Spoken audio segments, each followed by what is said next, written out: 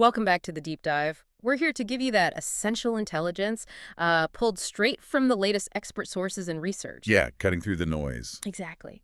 And today we're tackling something really crucial, something that often happens, well, after the main event people think about. We're talking about what happens after an attacker gets inside your network. That's right.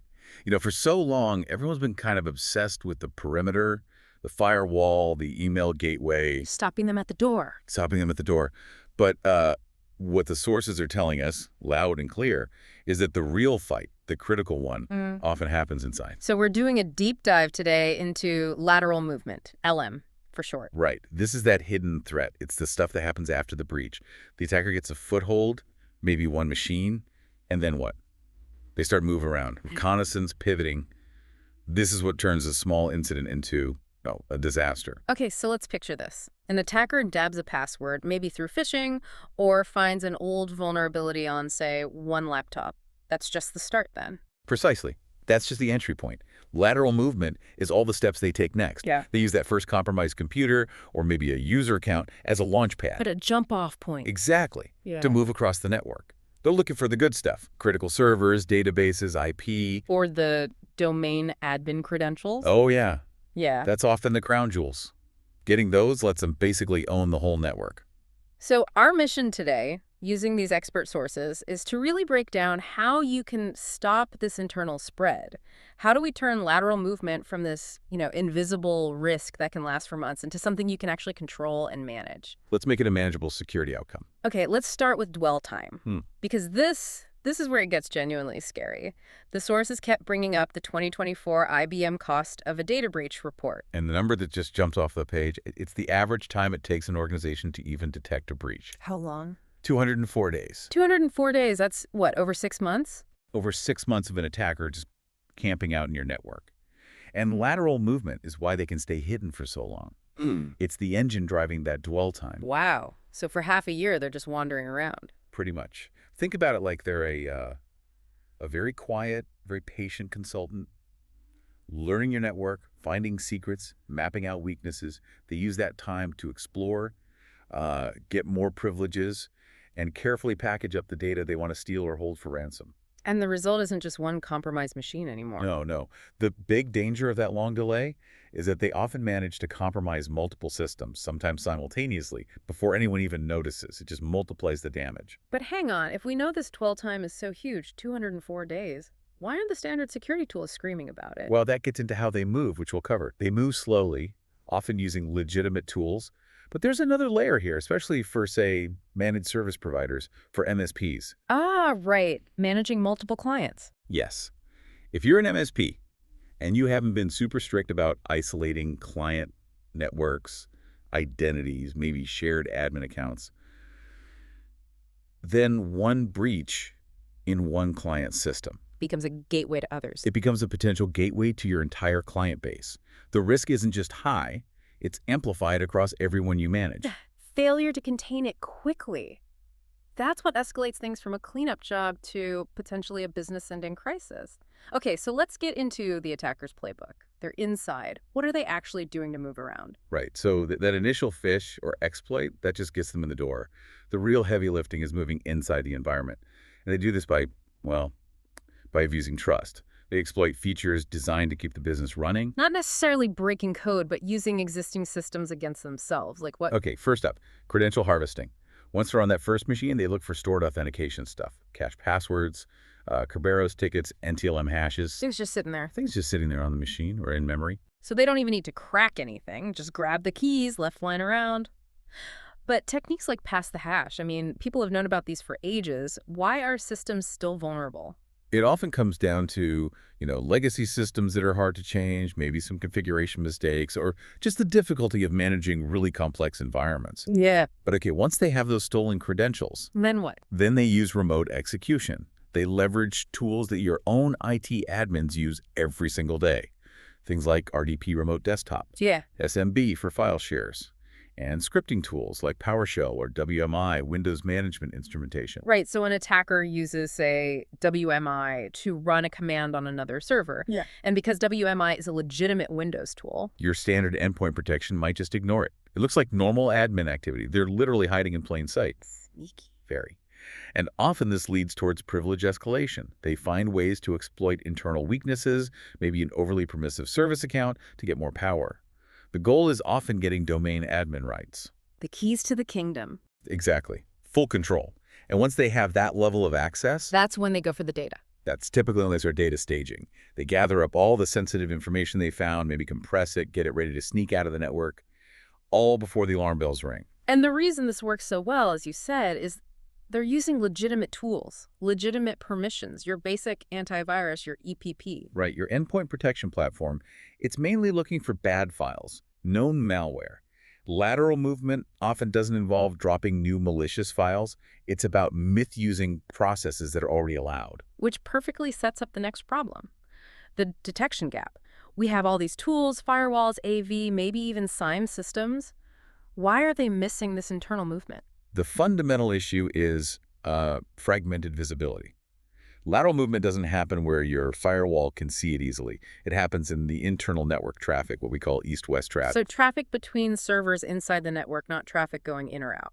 Exactly. Or it happens within your Active Directory logs, maybe in your cloud identity systems like Azure AD or Okta. It's happening in the gaps between your tools. So it's like having security cameras, but they don't talk to each other. One camera sees someone hop the fence, another sees them jimmy a lock inside, but the system never connects the dots. That's a perfect analogy. The challenge is clear.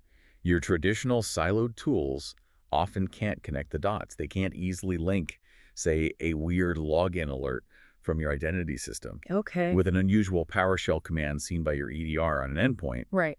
and maybe some strange network scanning detected by a network sensor. Yeah. They don't see it as one single coordinated attack path. Even with a SIEM, aren't they supposed to correlate logs? Yes, SIEMs aggregate logs, but the correlation is often, let's say, basic, Yeah. or it requires a ton of manual tuning, the result. Often it's just massive alert fatigue. Critical patterns get lost in all the noise. And without that continuous visibility across everything on-prem, cloud, endpoints, identities, you just get fragments. Little signals here and there. Exactly. And that gap, that lack of connected visibility, is what lets attackers roam free for months. The business impact then becomes huge. That's enormous. You're looking at potentially catastrophic ransomware spreading through the whole network, major data theft, and huge fines from regulations like GDPR, NIS2, or HIPAA. The sources specifically mention those. Plus client churn, reputation damage, especially devastating for an MSP. Absolutely irreversible sometimes. Okay, so we need a strategic shift. Not just guarding the perimeter, but having visibility across the breadth of the internal network. The sources laid out 5 key controls needed to get that correlated view and stop lateral movement early. Let's break those down. Right. The core idea is continuous active monitoring inside across everything. Okay, what's control number 1? First, identity monitoring and anomaly detection. Yeah. You have got to watch user behavior, especially privilege accounts. Look for suspicious logins, weird privilege escalations, odd authentication patterns. And this needs to cover both your internal Active Directory and your cloud identities, like Microsoft 365. Makes sense. Number 2. Network segmentation and access control. Think of these as digital blast doors inside your network. You need to implement microsegmentation. Microsegmentation. Yeah, it's about strictly limiting what any given user or device can actually reach. So if an attacker compromises laptop A, They shouldn't automatically be able to talk to the domain controller or the finance server. exactly, contain the blast radius. Is this just old school VLANs or something smarter? It really needs to be smarter. Ideally, identity-driven microsegmentation. VLANs provide some boundaries, sure, but modern segmentation looks at the user's identity, the device's health, and enforces rules right at the application level. True least privilege enforced internally. Got it. That's a big step up. What about the endpoint itself? Okay. Third, enhance endpoint detection and response, EDR. This isn't just your basic antivirus. Good EDR looks for malicious behavior. The misuse of legitimate tools. Precisely. Your EDR needs to be tuned to specifically flag suspicious use of things like PowerShell, WMI, RDP, those tools we talked about. These are often the earliest signs of lateral movement that older tools just completely miss. Okay. Identity, network segmentation, smarter EDR. What about tying it all together? The last 2 must address that correlation problem, right? Exactly. Number 4 is the need for centralized correlation and open XDR. Now, XDR stands for Extended Detection and Response. Think of it like this. If SIEM is mostly about collecting logs, XDR is about actively connecting the dots. Yes, it pulls in telemetry from your endpoints, your network, your identity systems, cloud, everything into one single platform. And critically, it uses automation, often AI, to link related suspicious events together automatically. It shows you the whole attack chain. So XDR isn't just another product category. It's the technology needed to break down those silos and see the attacker moving from, say, the laptop to the server. It's the evolution needed to actually see the full picture, which used to be scattered across maybe 5 different dashboards. And then fifth, and this is crucial, threat hunting.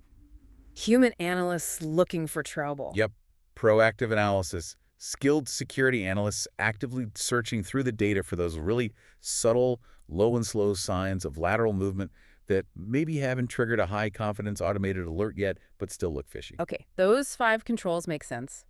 Identity monitoring, segmentation, enhanced EDR, XDR for correlation, and threat hunting. But implementing all that, especially the XDR and the threat hunting part, that sounds like it needs a dedicated security operations center, a SOC. That's expensive and complex. That is the absolute crux of the problem for many organizations, especially MSPs.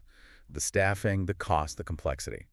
Which is why the source is really pointing towards a specific operational model as the practical solution.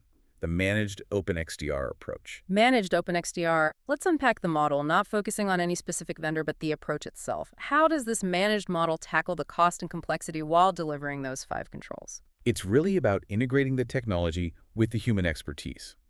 So, first, it provides the unified visibility. It has to ingest telemetry from all the key sources, endpoints, network, identity, cloud, ideally, into one view, regardless of what specific brands you're using underneath. So it works with your existing tools. That's the open part, or should be, a bring-your-own-stack idea.